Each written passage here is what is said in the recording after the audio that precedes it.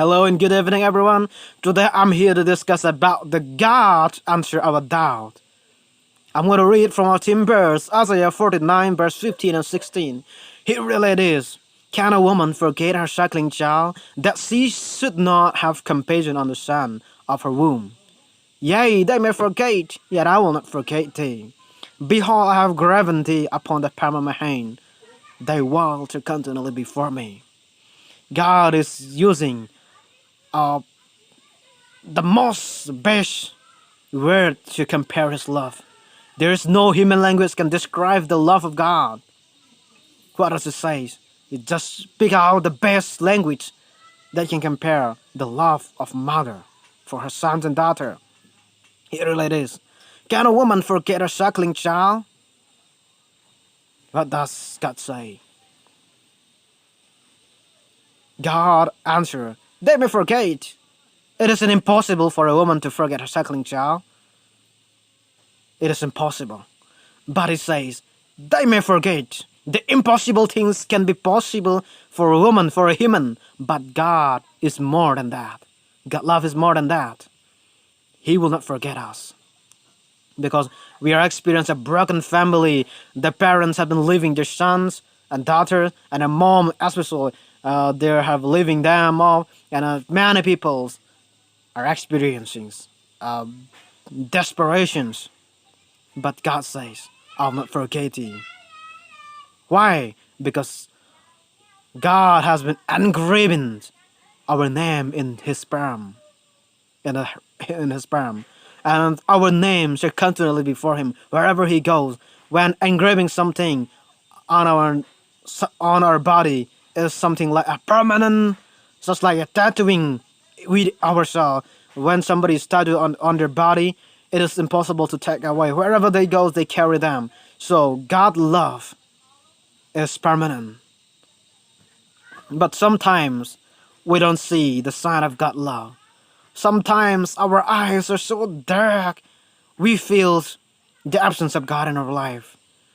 Israel also experienced the same thing.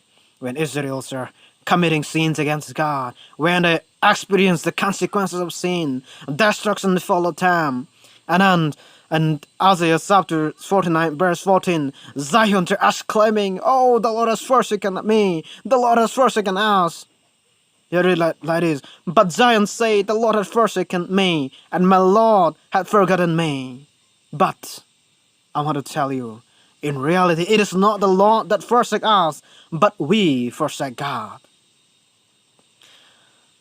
When we forsake God, we cannot see the beauty of God, the sin making a wall between God and us.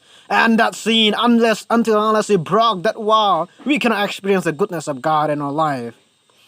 Here, God says, my hand is not too short, or my ear is not too dull. I can hear you when I pray. I can reach out to you, but you yourselves are blocking by your sins. And that's why you cannot experience my love. I want to help you out. God is saying in Isaiah chapter 59, verse 1 and 2, it is like this. Behold, the Lord's hand is not certain, that it cannot save, neither his ear heavy that it cannot hear, but your iniquities have separated between you and your God. Your sin have hid his face from you, that he will not hear. The answer come clear. When sometimes we are doubting God, but God says, it is not me. You have blocked the wall between both of us. Until unless we broke that wall, we cannot experience the love of God. Some people are trying to experience the or feel the presence of God by many ways without breaking that wall, without breaking that sin. We cannot really enter into joy of serving the Lord by cherishing and sin. We need to pull off that sin. We need to pull down that sin so that we will be really enjoy serving Him. And when I say this, some people may block it. Some people may feel pain in their heart because does all pain and tragedy a result of sin? No, some pain and some certain pain and certain tragedies are real, are happening in our life because that is to make us humble. That us to depend on God more. That can lead us to depend on God more. Sometimes when we're healthy, wealthy, and everything is good, sometimes we think that because of we sometimes give credit in ourselves. So this pain and tragedy sometimes can lead you to look unto God, to focus our concentration to God more, not on us. There are certain man born blind and asks whether it is because of his sins or his parents' sins.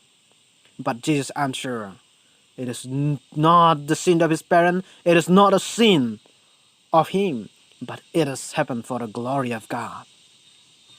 Just like that, Paul, who is a disciple, who is also an apostle, Jesus Christ called him personally.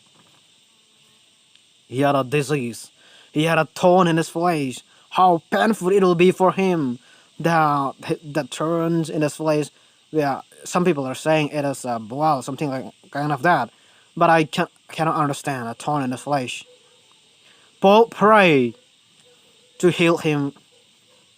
Paul prayed 3 times. But what does God answer? My grace is sufficient for you. 2 Corinthians chapter 12, verse 9, it read like this. And he said unto me, my grace is sufficient for thee, for my strength is made perfect in weakness. Most gladly, therefore, will I rather glory in my infirmities, that the power of Christ may rest upon me. We know Paul, he had a uh, powerful preacher. He knows the law of God. He knows the word of God. He is a very enthusiast man. And here it is like this, Paul, he wanted to work for God. But something pain in the body is there. And then that he wanted relief from that pain. What Jesus say? What Jesus see in that pain? He say, this pain, in your pain, in your weakness, I am strong. So here, what does Paul accept again? Paul says, if in my infirmities, if in my weakness, the God power is acting on me, I rather gladly accept it. So we sometimes need to focus on the goodness of God, not on ourselves. So here, brother and sister, are you questioning today? Are you doubting God's love? Are you doubting God's care in your life? Are you questioning yourself? Oh, what an unlucky I am. No, never questions God in our understanding. God is so caring, so loving, but we ourselves make a wall before Him, and we need to push down that wall. The wall is sin. And sometimes in life, all the pain and tragedy are not the result of sin. Sometimes that pain and tragedy are happening to look on God more, not on us. May God bless us, everyone, as we hear the message. Thank you, everyone.